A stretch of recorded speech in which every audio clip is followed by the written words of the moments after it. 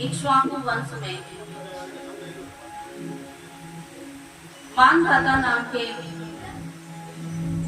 राजा भी हुए हैं।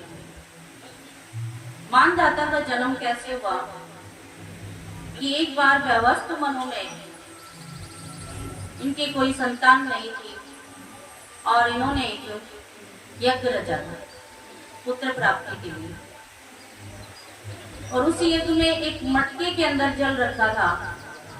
रात्रि के समय राजा को प्यास लगी और वो जल पी लिया। तो प्रातःकाल ऋषियों ने देखा कि ये जल कहाँ गया, तो राजा ने बताया ये जल मैंने ग्रहण कर लिया। तो उनके खुद के ही एक संतान का जन्म हुआ राजा के द्वारा ही, और उनका नाम रखा मानधाता। अब कहते हैं कि इसको दूध कौन पिलाएगा। तब इंद्रदेव ने कहा था कि मैं अपनी तर्जनी उंगली से इनको दूध पिलाऊंगा और आगे ये मेरी संतान कहलाएगी। तो इस प्रकार उनका नाम मानधाता रखा। और इसी इक्ष्वाकु वंश में एक सौरवी मुनि की कथा आती है। और ये मानधाता जो राजा हुए हैं, इनके यहाँ एक पुत्री हुई थी इंदुमती, और उसी पुत्री के यहाँ 3 पुत्र और 50 बेटियां हुई। 3 पुत्र और 50 बेटियां। तो एक बार की बात है, सौरभी मुनि जल में देख रहे थे। देखते देखते उन्होंने एक मछली का विहार देखा, जबकि बहुत त्यागी तपस्वी ऋषि थे, और जल विहार देख करके वो उनके मन में आया विचार कि मैं भी क्या करूं, मछलियों का विहार देख करके कि मैं विवाह करूं। तो राजा के पास जाते हैं और राजा को कहते हैं कि मुझे अपनी 50 कन्याओं में से एक कन्या प्रदान करें। तो राजा ने थोड़ा सा जवाब कैसा दिया, थोड़ा सा रूखा सा जवाब दिया और कहा कि आप स्वयंवर में आ जाइए, आपको जो भी कन्या पसंद करेगी तो मैं आपका विवाह उसके साथ कर दूंगा। घर आकर विचार किया सौरभी मुनि ने, ऐसे तो कन्या मिलने वाली नहीं है। मैं अपना रूप इतना सुंदर बना के जाऊंगा कि वो स्वयं वही क्या अप्सरा भी मुझ पर क्या हो जाएगी, लालायित होगी। तो उन्होंने इतना सुंदर रूप बनाया और वहां चले गए। और जैसे जैसे कन्याओं ने पसंद करना शुरू किया तो एक नहीं 50 ने एक ही को पसंद कर लिया। बोलिए कृष्ण कन्हैया। ये तो भगवान के विवाह के चित्रण आने वाला है, उसकी शुरुआत है।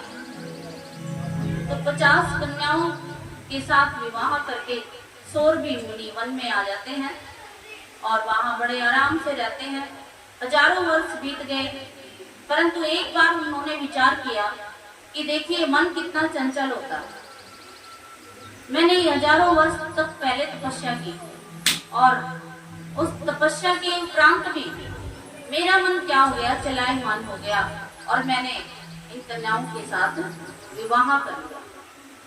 तो पुनः उनके अंदर आत्मज्ञान पैदा हुआ और उन्होंने फिर विचार किया और अपनी सभी पत्नियों से कहा कि अब मैं तपस्या करने वन में जाऊंगा।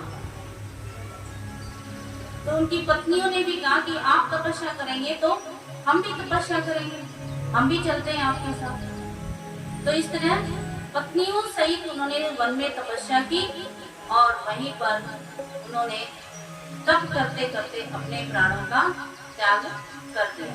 बोलिए कृष्ण कन्हैया लाल की, सांवरिया सरकार की। हरे कृष्ण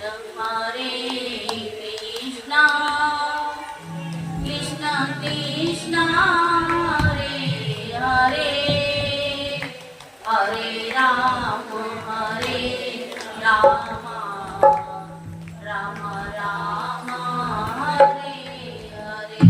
हरे कृष्ण कृष्ण कृष्ण हरे हरे,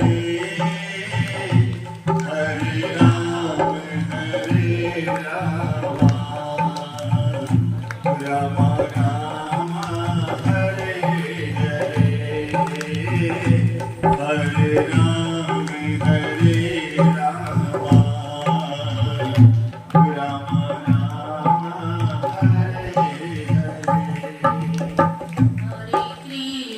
हरे कृष्णा कृष्णा कृष्णा हरे हरे हरे राम राम राम हरे हरे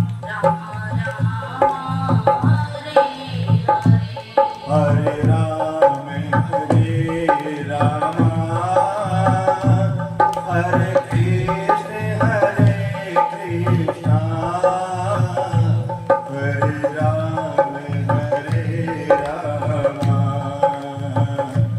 राम राम हरे हरे हरे कृष्णा कृष्णा कृष्णा हरे हरे हरे राम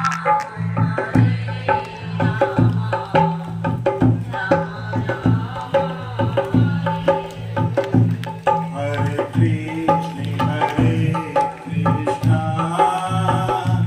कृष्ण कृष्ण हरे हरे हरे राम